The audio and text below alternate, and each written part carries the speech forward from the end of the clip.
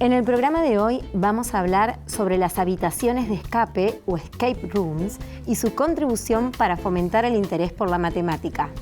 Para ello nos acompaña Marcelo Actis, doctor en matemática y docente e investigador de la Facultad de Ingeniería Química de la Universidad Nacional del Litoral y del CONICET. Para comenzar, ¿qué es una sala de escape, una habitación de escape, un escape room? Bien, una sala de escape es un juego de experiencia real, o sea, no virtual, aunque nace en sus orígenes en los 80 como juegos virtuales, que después fueron adaptados en 2008, 2007 en Japón a juegos de experiencia real, es decir, uno va en persona a jugarlo. Y básicamente es un diseño de juego donde uno participa con un equipo, entra a una sala, un cuarto, una habitación, es encerrado y lo que tiene que hacer es encontrar la forma de escapar. Bueno, ahí adentro van a ir apareciendo diferentes desafíos que te van a ir conduciendo en una línea histórica, un timeline que te va a permitir encontrar la salida. Claro, diferentes desafíos que ponen en juego conocimiento y otro tipo de habilidades, por ejemplo, trabajar en equipo. ¿Qué se pone en juego adentro de una habitación? ¿Es sobre una temática específica? ¿Pueden variar? En fin, ¿en qué consiste eso? Bien. Mira, originalmente la historia no era una parte importante de las salas, era más que nada buscar, descubrir, conectar. Después con el tiempo se fue explotando la idea y hoy en día sí, o sea, se trata de enmarcar el juego dentro de una historia, esa historia es muy variada. Hoy en día las salas también son comerciales, es decir, la gente puede pagar para asistir a una sala, acá en Santa Fe tenemos una, en el país hay un montón, desde 2015 que llegaron a Argentina explotaron en todo el país. Pero, por ejemplo, en el caso de las comerciales, están haciendo uso de historias, por ejemplo, de películas, de series, cosas conocidas, como para que la gente tenga una referencia rápida. Entonces, qué sé yo, una película de terror, Annabelle, y entonces tenemos una sala sobre Annabelle. Pero, en principio, la historia es abierta, son variadas de todo tipo, y bueno, nosotros hicimos uso de eso para transmitir un poco la ciencia. ¿Qué historias usan ustedes? Mira, la primera que hicimos, que fue un poco naif por decirlo así, porque fue en 2016, las salas acá en Argentina recién estaban empezando, inventamos una historia con un personaje que se llama Elvio Laguita, que es un juego de palabras simplemente, que propuso una docente del Departamento de Matemática, Paula Harboure, y lo que hicimos es inspirándonos en viejos docentes del Departamento de Matemática, construimos una historia como de un profesor que le gustaba que eso existió de verdad, pequeños desafíos a sus estudiantes y docentes del Departamento de Matemática, pero bueno, le pusimos como colateral que tenía una pequeña fortuna que escondía en su sala y aquel que atrevía a entrar a su oficina a encontrar ese tesoro debía resolver los acertijos que él dejaba. Pero después con más tiempo, ya pensándolo un poco mejor o sea, cuando pasamos a diseñar una sala desde cero con un proyecto financiado, eso fue 2018, aprovechando un momento de época y venía en vuelo todo el tema Michu, bueno, todo lo que fue el movimiento del feminismo, entonces dijimos, bueno, vamos a hacer nuestro pequeño aporte, humilde, que fue tratar de rescatar el nombre de ciertas mujeres, en nuestro caso son 5, que hicieron sus aportes en la matemática, fueron invisibilizadas por la historia. Cuando escuchás el relato de la matemática solo te surgen nombres de varones y yo te pregunto grandes teoremas o qué sé yo, los pocos que uno más o menos recuerda van a ser nombres de hombres y bueno, estas mujeres pasaron desapercibidas en ese relato de la historia, en esa construcción de la historia. Nosotros tratamos de recuperar esas 5 historias y bueno, contarlas a través de ese dispositivo. Bien, ¿y cuántos desafíos tiene cada entrada o cada ingreso a la habitación? Eso es completamente variable. En nuestro caso, además, es variable intencionalmente, porque como uno lo que está tratando de hacer es comunicar la ciencia y tratarlo de comunicar a la comunidad entera, te pueden entrar desde preadolescentes, adolescentes, adultos mayores, gente que sabe matemáticas, gente que no, gente que le divierte. Entonces, la dificultad para que sea una cosa que te enganche, que te lleve todo el tiempo, te mantenga atento o atenta, tenemos que variar esa dificultad en algún sentido. Entonces la cantidad de acertijos, desafíos que te encontrás adentro son relativamente variables. No hay como un número de oro ahí para... Claro, y eso lo van, o sea, ya están previstos, obviamente. ¿Cómo se da esta variación? ¿De acuerdo a, bueno, a qué grupos confirman que van o que van a ingresar? ¿Se cambia en el momento o ya están previstos y, bueno, cada uno de acuerdo al grupo que tiene elige o selecciona el acertijo que le corresponde? Bien, aclaro que eso es, en las salas comerciales no, la cantidad de acertijos es fija, depende de cada sala, ellos lo que generan es una escala de puntuación, dicen dificultad 7.5, 8.5 y uno decide a cuál va. En nuestro caso, como los grupos son variados, a veces lo que hacemos, por ejemplo, cuando sabemos que vienen escuelas, reacomodamos un poco la sala, nosotros tenemos diseñado un mapa que de uno debería seguir ese timeline, ¿no? Y lo que hacemos es, sabemos cómo recortar algunos y saltearlo para hacerlo un poquito más corto, un poquito más larga, más desafiante, menos desafiante. Y a veces sí, se resuelve en el momento, a veces se resuelve de presentación en presentación, dependiendo en qué lugar lo hacemos, a qué gente está orientada, porque lo importante es que la gente la pase bien, se enganche y no simplemente poner desafíos al azar, ¿no? Claro. Y bueno, ¿y cuál es, digamos, el rango, si se quiere, de público o cuál es el perfil de público que más asiste a estas habitaciones? En general a las salas de escape, Sí. en este momento el boom es en adolescentes, preadolescentes, ese rango de edad, inclusive ya se están haciendo hasta cumpleaños en salas de escape donde se juntan y los diferentes grupos van a diferentes salas, después cortan la torta. En nuestro caso tratamos de abarcar todo el espectro, entonces obviamente que no puede asistir un grupo de niños y niñas de 7 años solos, pero lo que hacemos es, tratamos de mechar los grupos, pueden entrar hasta 8 personas en general, entonces tratamos de que haya algunos adultos, ¿sí? Personas mayores, y algunos niños, algunas niñas también pueden entrar con ellos, y entonces de esa forma tenés garantizado que el juego se desenvuelva, y además lo que nosotros siempre decimos es, tal vez un niño y una niña no te puede resolver, no sé, alguna cuenta que haya que hacer adentro, porque no tiene el conocimiento disciplinar de eso, pero son muy buenos buscando, conectando, haciendo conexiones lógicas, que es una parte también de la habitación, de la sala. El desafío a veces es ver un cuadro y conectarlo con una palabra que viste allá. Bueno, niños y niñas expertos en eso, adultos muy malos en eso, siempre perdiendo el foco de esas pequeñas cosas que... Claro, yo tenía entendido que, bueno, cuando uno quiere ir, hace su reserva, en las comerciales, ¿no? Hace su reserva, pero va ya con un grupo hecho, armado.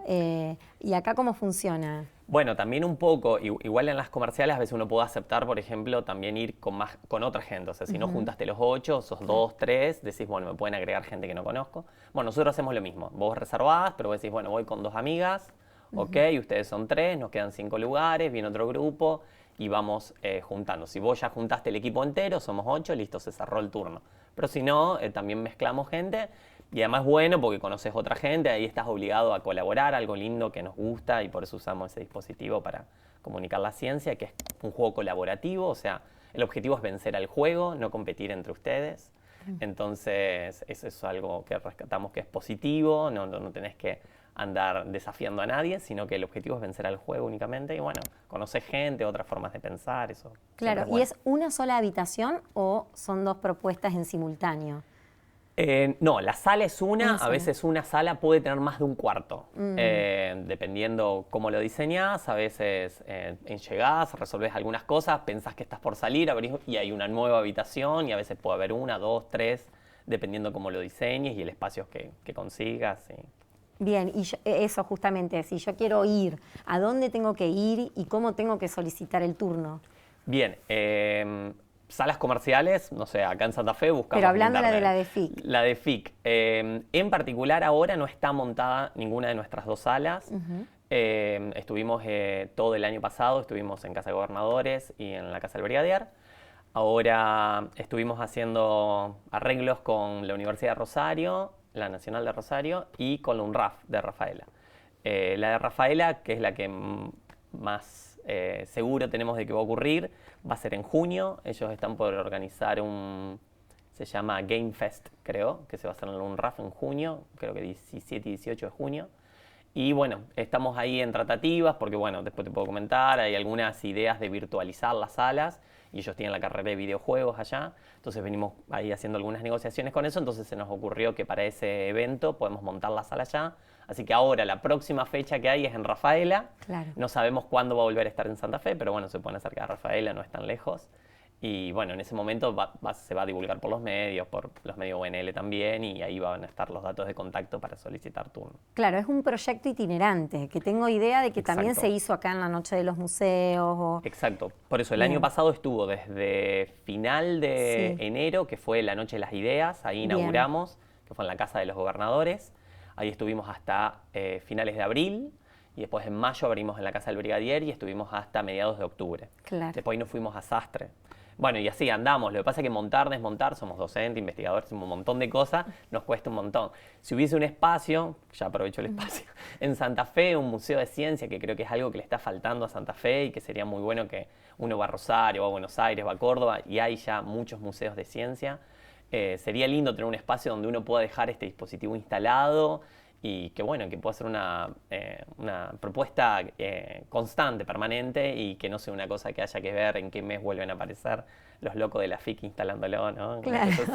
¿Y por qué se les ocurrió una habitación de escape para la comunicación de la ciencia? Mira, fue así. En 2016 nosotros tenemos una docente que trabaja un poco en Estados Unidos y acá. Ella va a Estados Unidos. Acá estaban apareciendo, pero nadie las tenía muy de vista. Estaban recién en Buenos Aires. Ella va a Estados Unidos, juega con el hijo en una y vuelve y me dice, bueno, a mí un grupo de docentes que estábamos en el departamento me dice, mira Marce, yo jugué esa sala, hay mucha lógica dentro. O sea, no hay matemática, pero hay lógica, reconocimiento de patrones, cosas que conectar, que pensar. Me dice, me parece que puede pensarse para adaptarse a la matemática. Bueno, no solo a la matemática, para mí a la ciencia en general está muy vinculado, tiene muchas cosas propias del quehacer científico, por decirlo así, que, bueno, esto, trabajar en grupo, comunicarse, ¿no es cierto? Todo eso tiene que ver con la labor científica. Uno tiene una historia de fondo, esa historia te da para trabajar diferentes aspectos de la ciencia, como nosotros estamos recuperando trabajos y nombres de la historia de la ciencia.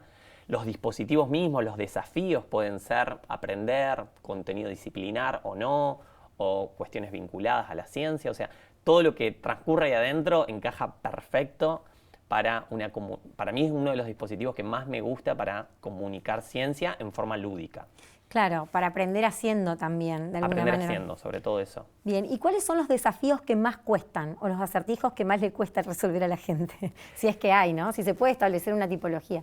Sí, qué difícil esa pregunta. Es variado, justamente a veces lo que te pasa es, nos pasaba mucho al principio, te entra un grupo, no le sale algo, vos decís, uy, esto lo hicimos mal, o siempre pensás que vos lo diseñaste mal, no que la gente no lo entendió, por supuesto. Claro. Y entonces lo que haces es reacomodás eso y después viene otro grupo y eso sí lo entendió y no entendió lo otro, entonces no está claro. A veces hay como pequeñas ideas que se te aparecen, ves un cuadro, unos colores, los conectas rápido. Hay gente que le lleva un poquito más, porque a todo esto es a contrarreloj.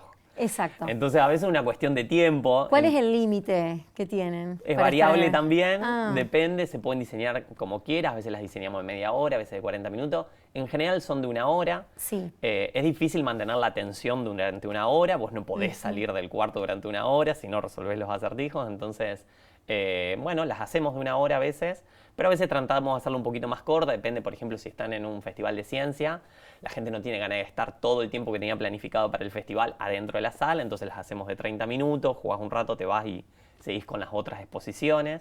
Entonces lo adaptamos, eso no hay una regla tampoco. Claro, ¿y qué pasa si no pueden salir? Si no pueden resolver los acertijos. Es el caso. En muchas ocasiones sí pasa mucho. bastante. Sí, la mitad de las veces se sale, la mitad no.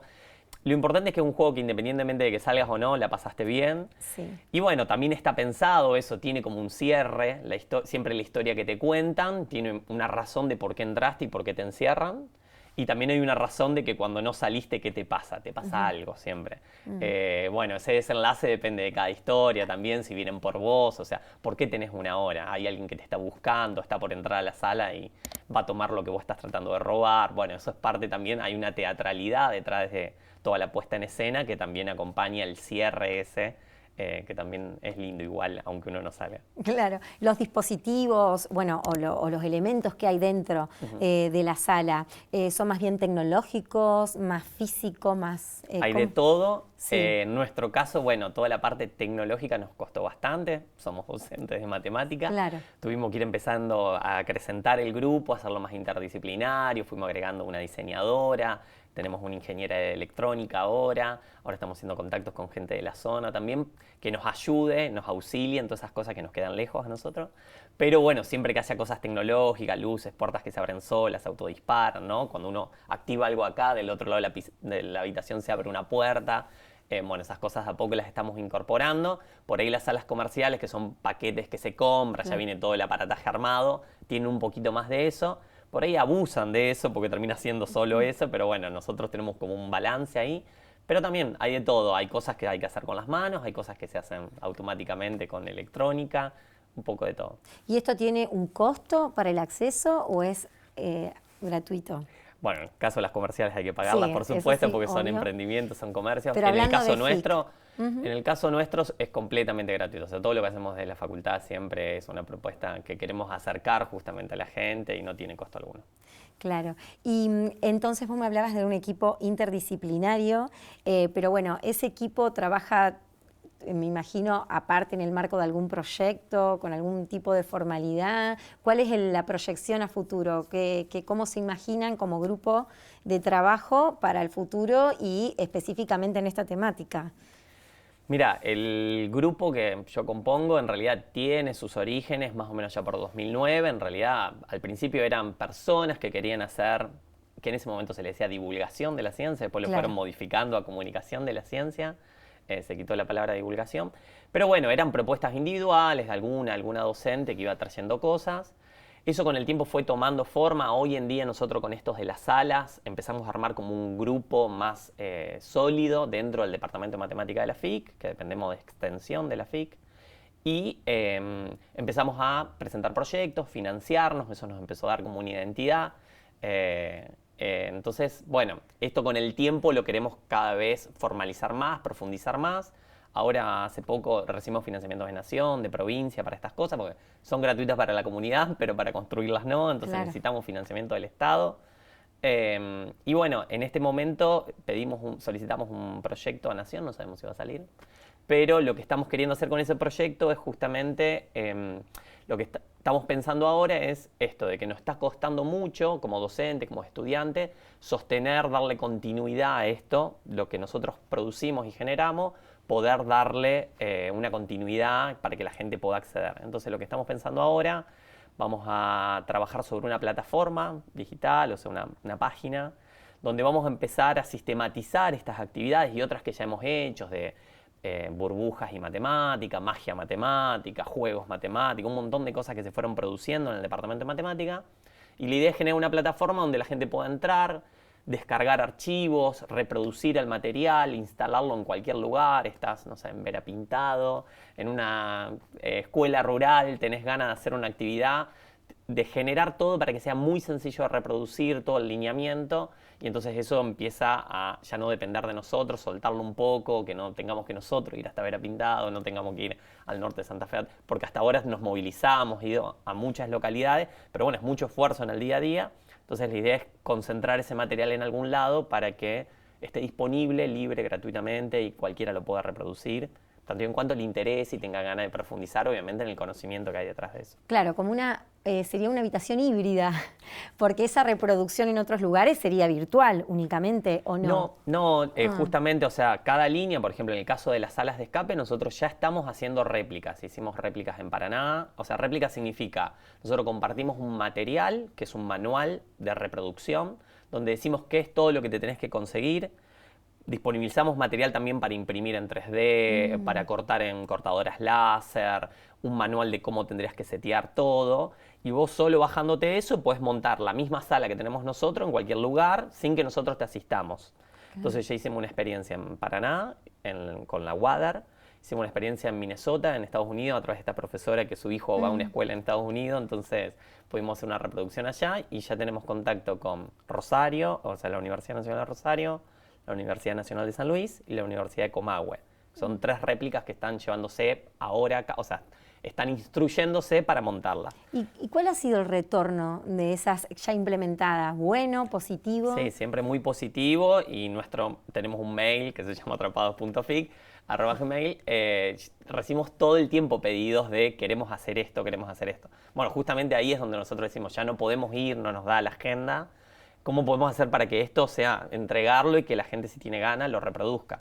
Que lo reproduce y lo puede enriquecer. Me imagino con esto de los videojuegos, por ejemplo, en Rafaela. Y ahí como, ¿qué sería? Incorporar Claro, ese aspecto, ese elemento del videojuego. Sí, ahí lo que queremos hacer en realidad es como otra línea, o sea, para que también sea más fácil de reproducir. Imagínate que todas estas habitaciones tienen un mobiliario gigantesco, Sí. cada vez que hay que mudarse, hay que conseguir un camión, la instalación no es fácil, hay que poner luces, bueno, hay que teatralizar toda la sala.